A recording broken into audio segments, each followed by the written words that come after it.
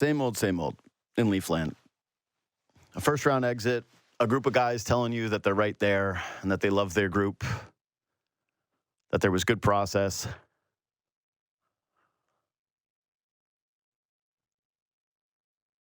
A contrite Morgan Riley, like it really did hit all the media day check marks. If you tell you Leafs media day bingo, you would have dominated yesterday. It would have been over very quick.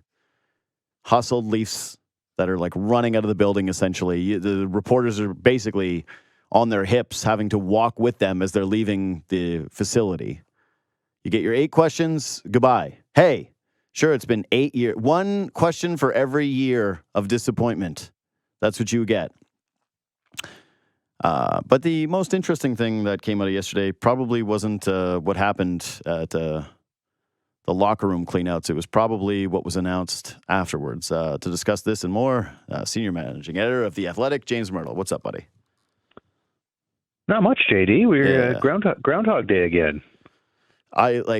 If anybody likes this show today, if anyone's like, man, JD's on point. It's like, yeah, I've practiced. Like, this is what recital, or is that what recital is? Is it practice? Or is the recital where you go and you, yeah, I've practiced this exact show time and time again. Like, I've been the guy in Whiplash. That's the one where it's like, I'm just practicing every night meticulously, like over and over and over again until my hands bleed because I've done this show. I have done this show. I'm prepped. I'm ready. I am about as ready to do this show as I am any other show that can possibly be done. So, yes, you're right. Groundhog Day. I think this is 17 exit days for me, maybe 16. It's in that ballpark for me. So nice. I've been around since the Cliff Fletcher was GM the second time, and they hired Brian Burke and the end of the JFJ territory. So there's been a lot of these. Okay. I've seen. I've got gray hair now. So. Yeah, you're old. Yeah, you're real old. A lot of people say that about you. So I actually want to start with this because before we go into locker room cleanout stuff, they announced that there's going to be a media conference on Friday. And normally what that signifies to media members is that it's a news dump, which means that there will be negative news inside of this. And now the negative news could simply be that these guys disappointed yet again. But it's very interesting because Keith Pelly is going to be there. Again, this is like something that really, like our first appearance, I think, of him publicly. Mm-hmm. I didn't expect it to be at a podium with Shanahan and Tree Living. You just mentioned the Burke thing, and that's why I kind of wanted to, pivot to this right away, because Brian Burke actually had a media conference to announce his departure from the organization.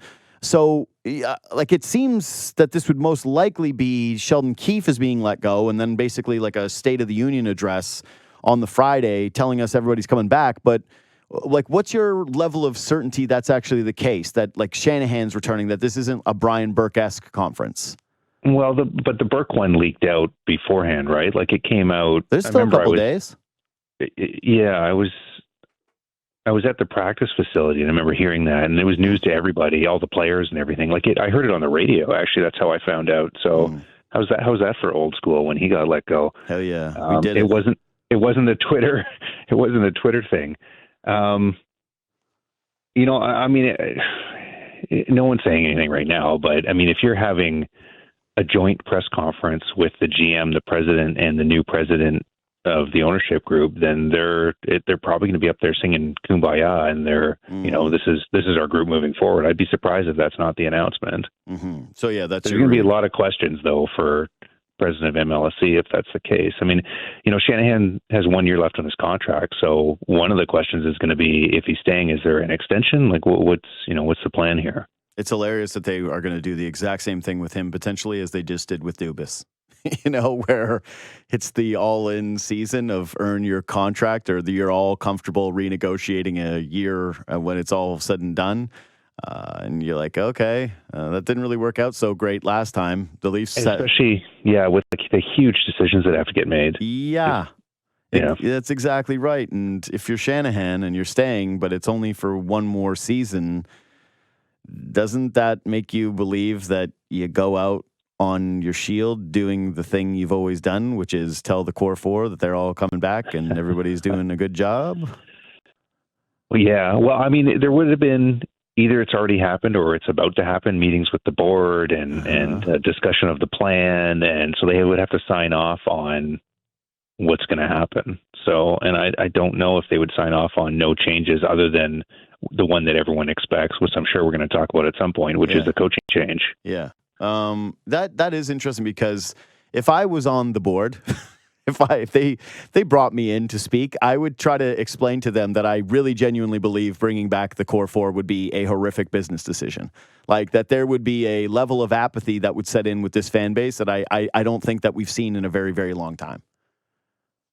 Yeah, I mean, you could really feel it this year. Yeah, we've talked about it on the show all throughout the. I mean, it's the fans are checking out. And it's a larger and larger portion of the fan base every year. Mm-hmm. And I'm amazed that there's still that contingent in the fan base. I think there's a contingent that will believe no matter what. Yeah, I couldn't believe it when I had a couple of rants that I've done over the last couple of days, and again, we're talking about, I think, a very, very small portion of the fan base, that this is sort of like a confirmation bias thing. You see it in your socials, and it stands out a little bit more. But I've even seen some like prominent Leafs Twitter people start to do the whole, the more I think about it, the more, you run it back and you give it one more try and you say this. And I'm like, what the hell?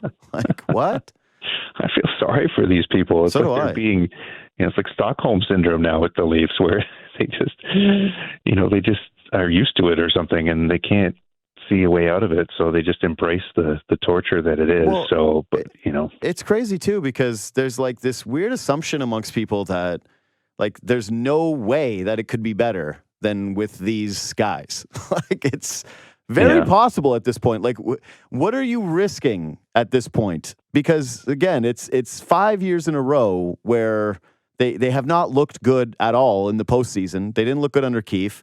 They don't score enough goals. They're like always trying to paper together a roster that we find out come the toughest, most difficult time of the year is like pretty flawed. They're 1-8 in series with this group. Yeah, with this core. Yeah, that's what I mean. It's just like that's hard to do. What are you risking, though? That's my point. Is people go like, well, you don't want to just lose these guys for little. You go, why? Like, what? What is the point? And especially when the option is you go into the season with Marner needing a new contract negotiation, and then what happens if he plays well in the regular season, as he's prone to do? Like, he's upped his value again. Like, it's crazy to think about running it back. Like, I think the only way that they do this is if Mitch plays hardball. And so, that's the part I'm a little worried about, because you would think that there would be some level of predictability here that, man, with a player that's taking it on the chin this hard, with an organization that's outright telling him that they don't want to give him a raise. In fact, they should probably be cutting his salary given where it's at right now.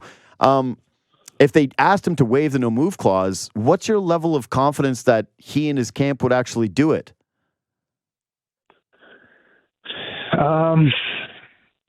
It's not a certainty. I think it's going to have to be a painful, long process. I don't think it's going to be as simple as you go to the camp and say, will you waive? And then they say no, and then it's over. I think it's going to be a drawn out, protracted bit of a mess. I don't think there's any way around the mess. But, to go back to what you said just before that, the people saying, well, you can't lose this guy for nothing. Well, you got three options, right? You can give him an extension, which is going to be more money than what he makes now. 8 years, $12 million. Insane. That doesn't feel very appealing, does it? Oh my God. Could you imagine that, like, media announced, like the tweet when they have to turn the comments off. Like if they did the tweet being like 8 more years and the pen to paper. It's going to happen. I don't even think Marner really wants to lock in for 8 more years here. I mean, I think that there's a fatigue there. With him, and I think probably even to an extent his camp, with just everything that's going on. And I mean, how many Toronto Sun headlines is it going to be before, or front pages, that so their options are: you give him that massive extension. Number 2, you keep him for a year, you let him walk for absolutely nothing, or you try and go the painful route of seeing if he'll waive and make a trade. And if you get lesser value in a trade, that might be better than both the other options. It probably is, right? Oh, it certainly is. And this is the other part of it too, is I think that the relationship has run its course completely. But yeah, I think that the one thing with all certainty is, okay, you could go into next year and make the case that keeping Marner is better for the short-term window because he's more talented or whatever than the player that you're going to bring in. But I just don't think that there's an option that's a part of that where then you then let him walk. And I also think that with pretty much certainty now that this much tied into these guys is not palatable. It doesn't work. And you can point to the injuries, as some people have, as William Nylander did yesterday at Media Day. But I would just contend that that's part of the risk you run with this strategy, is that you lose one guy and it could all fall apart. And when that happens, it's been pretty much proven that the other guys have not been great enough to elevate whoever else is missing.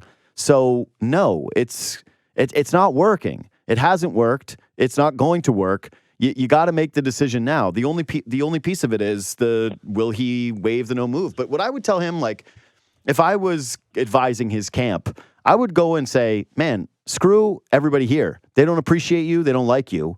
And you're a great player. You're a really talented player. In fact, it's gotten to the point of lunacy, the way some people talk about you, as though you've got no impact on hockey games whatsoever, like that you can't even play. Some people are looking at you like you're not even worth, a $7 million contract, an $8 million contract. Go stick it to everybody. You want attention. You like that, which is what he said yesterday, that he likes attention. You want praise. Go somewhere else and win. Because you know what Canadians like more than anything is a guy who leaves and has success in America. And so that's what I would be pitching this to Mitch. I would be like, go somewhere else and prove to everybody that it was actually the big bad media and the market pressure and the other guys, and that you were the actual piece that was a winner. I don't think it's impossible. I think it's just early days with the season having just ended. Mm-hmm. Like I don't know that the path is set out yet. Like I said, I think there's going to have to be some really difficult conversations before it gets to a point where there's clarity on what's going to happen here. And if Marner decides to dig in, or if he decides that he is open to going somewhere else, I think that there's fatigue on both sides, though. I think there's fatigue in the Leafs organization throughout it, on the roster. And I think there's fatigue of what's going on the Marner side. He's 27 years old. I mean, he turned 27 years old this week. Like he's not the fresh-faced kid that came in. I mean, it's been a long time, and there's not that many players around the league that stay with the same franchise for 9 years, which is what next year would be. Mm-hmm. Let alone this many stars together. So things change in pro sports, and people get changes of scenery, and sometimes it works out really well for them. So this one's going to be so interesting to watch, though. It's going to be really fascinating. If they keep Treliving and Shanahan, how do they navigate this? And how do they make it happen? I mean, it's going to be a really difficult one. We've seen. The Ryan McDonough situation in Tampa sort of comes to mind, where there was a no movement clause, and they went to him and said, we don't want you anymore. And he went to Nashville and, felt like that worked out for both sides. And so it does happen at times, but it's just with all of the complications with this one, I don't think it's going to be easy no matter what. Yeah, that's the feeling I get too, is it should be pretty cut and dry. It should be, we don't want to tenure you a contract extension. Mm-hmm. We don't feel as though it makes sense for our organization. We'd love for you to be somewhere that you want to be. We don't want this to play out ugly. We feel as though you've already had enough bad PR, and nothing would be worse for him right now than to have it leak that he is digging in and not playing ball and that he doesn't want to leave. Like, I actually think if that story came out, if the story of the Leafs approached Mitch and he said he was not willing to waive his no move even for a limited number of teams, and he stepped out on the ice for game 1 of next season, I genuinely think he would get booed. Probably, yeah. I mean, the other thing on his side is that, and maybe it's a small thing, but he can get an 8-year deal if he goes somewhere else, right? Like whereas if he goes right to free agency, it's only 7. So if there's somewhere he really wants to be and there's a team that wants to commit to him for 8 years, then he could work with the Leafs and make that happen. So I was listening to Friedman yesterday. He was on Kipper and Bourne, and he mentioned that if this does happen, as the days go on, that he was like, I think 29 other teams would at least have the conversation and call. How many of those teams do you think would actually want to, tender a contract to Mitch Marner, though? Like, how many of those teams would look at this and say, all right, we'll give into these demands? Because I think that the way that we're looking at it now, for me anyways, the way I'm looking at it is maybe I am too close to this. maybe I'm looking at it through the lens of, boy, it's been so disappointing year over year. And just because it hasn't worked with the Toronto Maple Leafs doesn't mean it can't work somewhere else with a different situation. Maybe Marner would be a more attractive asset. Maybe the trade could actually work more in Toronto's favor than I had originally anticipated. I think that there's enough desperate organizations out there for talent that there would be suitors. But, you go down the list of all the teams, and it's hard to find one that makes sense for both sides. And that is, there's going to be teams desperate for offensive talent who might be willing to do it. But would Marner want to go there? Because in a lot of cases, it's going to be places that either aren't super desirable markets or the team's not very good. You can see, I don't know. I'm hesitant to throw names out there because it would just be guessing. But, you could organizations where there's been a struggle for a long time. I mean, I've heard people say Anaheim in the past, although I don't know that he meshes with the management group there. And there are teams with cap space. The cap's going up. There's not a lot available in free agency in terms of offensive weapons. So, yeah, I think that there would be teams that would be interested and willing to do it and to do a big contract. But this is one where you need both sides interested. And if there is a situation where Marner's side decides to waive, I imagine that the list of places, destinations they'd be willing to go will be pretty small. I mean, it could remember like the Matthew Tkachuk situation. I mean, how many teams did he have on his list? Not very many. No. And sometimes in these situations, there's one team on the list. Yeah. So. Yeah, that would be the tricky part, is if the list of teams gets hyper limited. But I don't know. Here's my thought on the amount of teams that would explore this and the meshing is, so to me, the last, what would you consider Bo Horvat in terms of a player? Like, he's a tier below Marner, clearly, right? Like, in terms of talent and like all of it. Like, he's not a Marner level talent. I like Bo Horvat. Yeah. He's getting into the back nine a little bit. Yeah. But in terms of like star players that get traded in this league, the last one that happened was Tkachuk in 2022. So that was 2 years ago where he forced his way out. That same offseason, you could kind of based on where DeBrincat was at in his career, I think that you could make a case that he was a star, not a superstar. But Tkachuk was the first superstar in a while. Eichel, again, also forced his way out. He was hurt. There was real questions about what his future was going to look like. That was 2021. Before that, I think it's Taylor Hall. And that whole, the PK Subban, Taylor Hall, Mark Stone stuff that ended up happening over the course of 2019. These players don't come up that often in trades. And so if you are another front office and you're considering the chance to get Mitch Marner, I would just argue that, in the last 5 years, we've had 1, 2, 3, 4, and I think you're stretching to say 5 superstar talent level players traded in deals. And a lot of them were circumstances of a guy forcing his way out, or like in Mark Stone's case, we knew he was really good. We didn't know he was like a star. You know what's wild is if you go and you look at the points leaders, let's say the last 7-8 seasons, and add it up and take the top, let's say 25, 30 scorers over the last 7 or 8 years, Marner's going to be pretty high on that list. But if you go down that list, the number of players who have never changed teams is very high. Yeah, because in the NHL, everyone signs the 8-year deal. Everyone gets the no movement clause. So many players just stay either where they were drafted or in some cases with their second team, and they just stay. And it would be interesting to have a chart of the other professional sports, like the NBA, how many stars are with one organization for, the NHL. It's got to be way higher than every other sport. And it's just, there's this conservativeness and people don't move around. And all that is to say is what you're saying is that it's really hard to acquire star talent because they rarely make it to free agency. And they very, very rarely are involved in trades. So I do think that there's going to be a market for Marner. Yeah.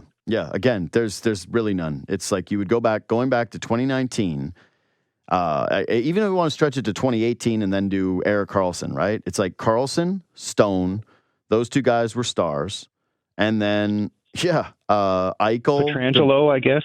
Free agency to Vegas. Yeah, but that's free agency, right? I'm saying that the 5 trades that have happened, Tkachuk, DeBrincat, Eichel, Stone and Carlson, unless you want to throw Trouba in there, which I don't. I don't think that Trouba was like a star. He went for Pionk in the first. Anyway, that's 5 guys over the last 6 years that I would consider all-star level talents that have moved in trades. And so, there's one guy this offseason that, certainly could be available who is basically, you can write him down in pen for 100 points if he stays healthy at this juncture of his career. I think that's pretty fair. Yeah, I don't know. I just think that might be a little bit more appealing than we originally thought. And the stuff, like the ancillary stuff, whether it's the camp or the playoff performances, I think a lot of teams would still look at that and go, yeah, we'll be fine. We'll deal with that. We won't have the market of Toronto that's going to exacerbate some of those things. And him coming here and playing with our guys is going to be a fresh start, and we think he's going to be a fit with player X, blah, blah, blah. I just think more teams will talk themselves into this now that I spend more time. It's just simply, will the camp accept him essentially being the face of the disappointment? What happens if the Leafs go on to win without Mitch Marner, and the way that solidifies who he is in this market forever is also pretty crazy to think about. I think it's very real what you're talking about, where other teams look at a player and say, yeah, but okay, it couldn't happen for him in Toronto, but it could probably happen here. That's the Freddie Anderson story in Carolina. They really believe in him. They don't believe that the failures and, it was Toronto thing, right? They think they can win the Stanley Cup with him in net, whereas no one in Toronto does. So, Phil Kessel. I mean, when Phil Kessel was in Toronto, or Dejan Phaneuf, there's people that think just because it didn't happen for them in Toronto doesn't mean it can't happen with us. And I think that's 100% the case with Marner. Yeah. Okay, so let's get into Keefe. So the biggest read on Friday is that's announcing Keefe is gone? I think it'll happen before then. I mean, I was wondering if it was going to happen today. Okay, so I was wondering if it was going to happen before we got on the air here. So yeah, it is a little strange that if it would be Friday that they wouldn't. Maybe they're just trying to keep it tight to the vest, and they still haven't had the exit meeting. But yeah, it would feel like he's gone before the contract even begins. But I think the more interesting question here is what do you make of the timing of this? Not wanting to string it along because it's good business practice, or because they know that they need to move quickly this year and not wait for the coaching market to dry up. There's guys that could be available, like the Brindamore. People don't think that he's going to leave Carolina, but he's not signed long-term in Carolina. There could be some other names that become available, but do you have to do this? And if you like Berube, do you have to get there immediately, or can they afford to wait? I think if there's any chance Brindamore might be available, I think you should wait. That's kind of where I weigh in on that. But, it's still playing games, right? So, you got to wait for that to play out. So, I don't. Are they going to miss out on anybody? If the thing with Berube is, you could say to him, "Don't take another job because we're interested," and and hope that works, and we're going to pay more than anywhere else. And then maybe you're in a situation where Berube is stringing along another team that wants him and says, "I need to wait." And I don't know. I mean, there aren't that many names out there though that are really, really enticing. That's the only thing. So if you miss on Berube, do you get stuck with an option that you're not as excited about? Yeah, that's my point. Is I actually think that last offseason, part of the reason that Keefe came back, I think it was, threefold. One is that they didn't want to saddle him with all of it, and they do think that he's a good coach. And I think, he's probably a fine coach and came up with those guys. I think that it's crazy that he got his first coaching job with this team at that time. And in hindsight, you certainly wonder, had things been different? I also think it was nuts that they ended up giving the contract extension, but my read on it was 3 things. One is they wanted to show a unified front, and they were willing to give him that contract extension to, quell rumors of lame duck. They didn't want to have that in a season. That they were always going to be comfortable to move off this money anyway if they did need to fire him, which again, they're going to show that proved to be true. And that when Treliving got into the job, the market had already moved and there was really nobody left. You looked across the board and teams that even hired from your coaching staff, Carberry went to Washington, for God's sakes. Look at everybody had left. So the other thing, JD, is that I think they were reasonably confident that if they did decide to move off of him, that he would get picked up somewhere else, which means that you're not on the hook for the money anymore, right? That's become so common now. If you have someone who's potentially in demand that you let go, you don't really worry about the years that are left, because it's not going to be a Babcock situation where you're eating all the money for years and years on end. I think that they would have been reasonably confident that Keefe would land somewhere else, and they wouldn't have to pay any of that. So. Yeah. Okay. So that's a really good point to bring up. So it's like those things all working in concert are how they ended up here. But the main thing is they did get burned on missing out on other guys. Like there really was no one available. The only name that was I thought even a halfway decent one was Patrick Roy.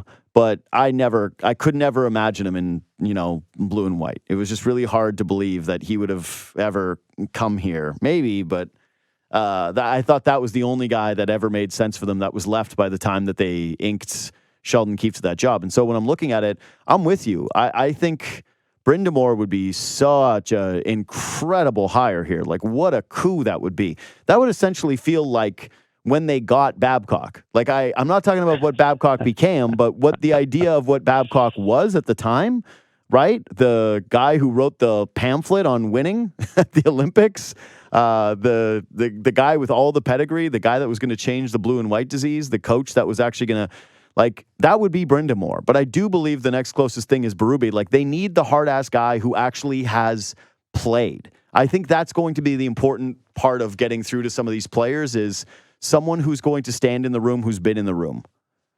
Yeah, Sheldon Keefe played. Yeah, I mean, sure. Yeah, he did. I'm talking about somebody who has the bona fides to be able to get through to some of these guys that, has the long track record of being respected in the NHL.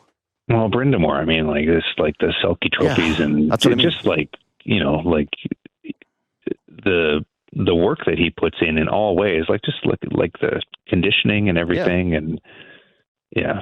And I don't know that, and Brind'Amour's not, Berube's viewed as much more of a hard ass than Brind'Amour. I mean, definitely the concern I would potentially have with Berube is that he's so much not a player's coach that you alienate some people and it doesn't work for you. Yeah. I guess that's the part is what are you willing to do? What are you willing to risk? How attractive do you think this job is too? And I would be thinking about that as well, right? If you're a head coach and you're coming here, like if Shanahan's not getting an extension, right? Like how does this work? It feels like things are back in the weird mix of, okay, so wait, I take this job, especially if you're like Craig Berube and you're like, okay, so you want me to wait. You want me to potentially turn down another job and wait for you guys to make a decision, even though I'm the second hottest guy on the market right now outside of potentially what Brind'Amour would be, right? And actually, Berube signing would probably remove some of Brind'Amour's negotiating power around the league. So maybe that's actually something. But either way, so you're telling him do that, but also, like, he won a Stanley Cup with St. Louis, and a couple of years later, they said goodbye. And so if you're looking for like a long-term landing spot, I wouldn't think that Toronto is that for him at all, given the nature of the front office. Except the money and the terms probably going to be better than anywhere else, right? Yeah. So, like, if the Leafs are getting Berube, like, it's not going to be a 2-year deal. It's going to be a commitment. You see some of the high-profile coaches that sign now, and the money's been creeping up every year. And I think with the pedigree that Berube has, that he would be, it's going to be 4 or 5 years and big money. Yeah. I think that's the read on it, though, right? Is one guy's gone, and then the coaching search begins, and then it's kind of those two guys. You view like an outside candidate? Oh, man. I'm sure there are names. I just honestly, like, it's early days with the rumor mill on that front. I haven't heard a lot of...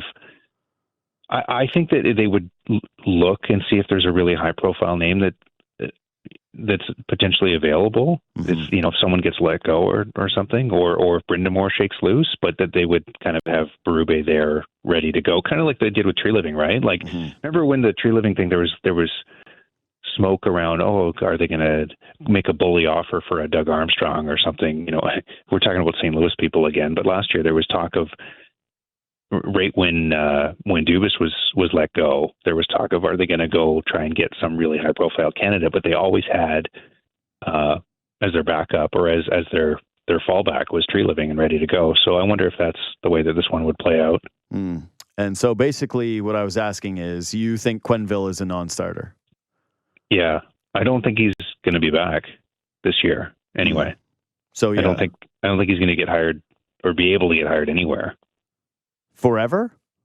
Well, I don't know for sure, but my understanding is that it's probably not happening for him this year. Okay, because I think that would be the other name of note. Like, it would be those three guys that have been bandied around in terms of this fan base and people who... I've heard through the grapevine, too, that Quenneville's interested in Toronto. Yeah, so I know that for sure. Like, he would be extremely interested and probably on favorable terms, too. I mean, Quenneville's not a young man. What is he, 66? Like, he's probably got one more job that he can take. Favorable terms. That's what MLS is looking at now. They're like, yeah, you know what? Cheap. Well, it wouldn't shock me. It wouldn't shock me. I mean, you look at some of what happened with, the Raptors negotiations and everything. And so I don't think money is completely irrelevant in these conversations. That's an interesting one. Because, if money is relevant, then maybe they actually want to hustle and get a hiring done before Brind'Amour even becomes an option or would become an option. He's going to cost. Have you seen the numbers on Brind'Amour? Like, they're talking $7 million. Like the numbers that would push north of what Babcock got. Yeah, well, I was watching Merrick and Friedman, and the two of them were talking about like how there's actually some pressure, of course, within coaches for Brind'Amour to set the new price for these guys, and so I'm sure he feels some allegiance to the fraternity and that he wants to get that bag. And if it's not going to be in Carolina, he's not going to let Toronto off the hook for anything short of the maximum amount of value that he can get from the market. Like, it's going to be a big ticket if that's the case. What was Babcock years ago? 5 though? He got 8 years, and I think it was 625, I think. Yeah. So it's like, 7 for Brind'Amour in this economy. It's not bad. What is $7 million now? Like, what is anything? Like, inflation. I was like, all I keep reading is that I'm completely destitute. It's like, that's all I keep reading. It's like, hey, you know how you thought you made an okay salary? You do not. You actually do not. Oh, it's like that South Park thing with the bank where and it's gone. Yeah, and it's gone. Yeah, that's me. That was me for 5 seconds thinking that I was financially stable. Okay, last one from me anyways. What was there anything else that stood out to you at locker room cleanout? Anything that you wanted to talk about? You don't even have to if you didn't. I think that this happens every year, but I think it was worse than ever that the vitriol from the fan base and on social media and even from the media over every little thing that they said seemed to be really over the top yesterday, and people were just crushing them for every little soundbite. And I just crushed them for an hour. Yeah. Well, I didn't hear. Yeah. So, but you go back and you tell me I'm wrong on any of it. I'll take open criticism. Like the one player that really took ownership of everything was Samsonov, and he's not coming back. No. And it's like full credit to him though. I mean, it was like what a great personality, and it's too bad he's not a better goalie, because I feel like he's not a bad fit in Toronto. But yeah, I don't know. It feels like there's a little bit of, maybe not a little bit. Just feels like there's a disconnect where the players can't really read the room and read the market well. Like, it's not that hard to go out there and say what the fans want to hear, which is we need to be better, and we're sorry we let people down, and talk about how frustrated you are and how much it hurts. And Riley had a little bit of that, but everybody, there's so many of the other, especially the stars, were so close. It's like you won 3 games and you need to win 16, and you weren't close. Yeah. How is that close? Yeah. You were close to getting out of the first round against a team that, where's Boston rank in they looked pretty good last night, but where does Boston rank in the hierarchy of NHL contenders? What are they, the 8th, 9th best team in the league? So you were close to almost beating a team that most people didn't believe is one of the elite upper echelon in the league. Yippee. Yeah. No, 3 of 16 is a good reminder that a lot of hockey players basically stop getting educated at like 15. Like that it's hockey becomes the big priority over school at that time, because we're close. No, 3 of 16 is not close. I thought we covered this in grade 3, but okay, we'll go over this again. The little plaque thing that the Leafs have, there were a lot of holes left there. Yeah, you didn't get to put the stickers on. It's like it's your little advent calendar for winning. Just imagine what it would look like with all the other stickers. It's brutal. It's really bad. And this is what I've been trumpeting for a very long time, is I really don't think that there is a meaningful connection between these players and the fan base right now. Like, I don't. I don't. Like, I think people love and adore Austin Matthews to the point where I've actually been kind of interested by the people that have been criticizing him for not showing up. I'm like, he was dominant in game 2 and then he got hurt. So, yeah, like he got sick and he got hurt. So, I'm sorry. I kind of do remove him from the blame pie. I'm sort of encouraged by what he might be, but I'm not encouraged at all by the group. And I just think it's so strange that Tavares and Marner specifically, like the two guys are from here, are the worst at it.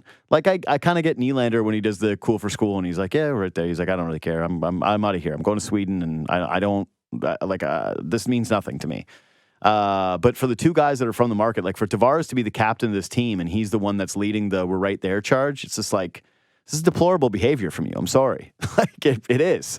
You're supposed to be the lead by example guy. That was the whole thing about your leadership because we knew you weren't Mr. Personality, but we did think you were Mr. Lead by Example. And you're going out there saying you're right close. Like he's won 2 playoff series in his career. Like, can't you get, like, they make $11 million. Can't you just get some PR? Can't the team give it to them? Can't they get some PR? No, but James, you know how much PR they have. You know, like the levels of it. And I think if they worried a little less, maybe they need better advice, I guess. If they worried a little bit less about what other people were saying and what they were doing in their own room, I think it would be better. Honestly, though, I just think this is one where you just get them to speak from the heart. You should be speaking from the heart. That's what bothered me about the Mitch answer was not that he said the stupid thing, because it's like he says stupid things in front of microphones. Like he's not a great speaker. Like I don't think that his post-career earning potential is going to be made on public speaking appearances. Like that wouldn't be my big guess with Marner.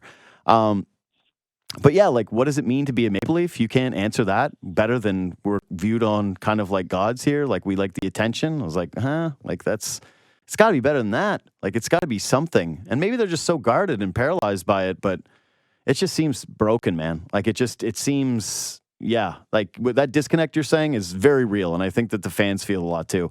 And that it's only a very small portion of terminally online people that are still just at the hilt defending these guys and think that the world is against them. Like the fact that they've actually been able to convince any people that these guys like have it tough or rough or difficult or that this hasn't been given enough rope is like actually it's like the Kaiser Sose thing. The greatest trick the devil ever pulled is convincing him. It's like that's unbelievable. That should be studied for years in terms of PR classes. So maybe they're doing a good job. Those people might actually bleed blue. I don't know. Like it's and good. I mean, I guess that's fandom, right? Like it doesn't have to be rational. No, that's certainly not. That's certainly not. James, we'll probably be talking to you very soon after they make some of these changes. Thanks for making time, buddy.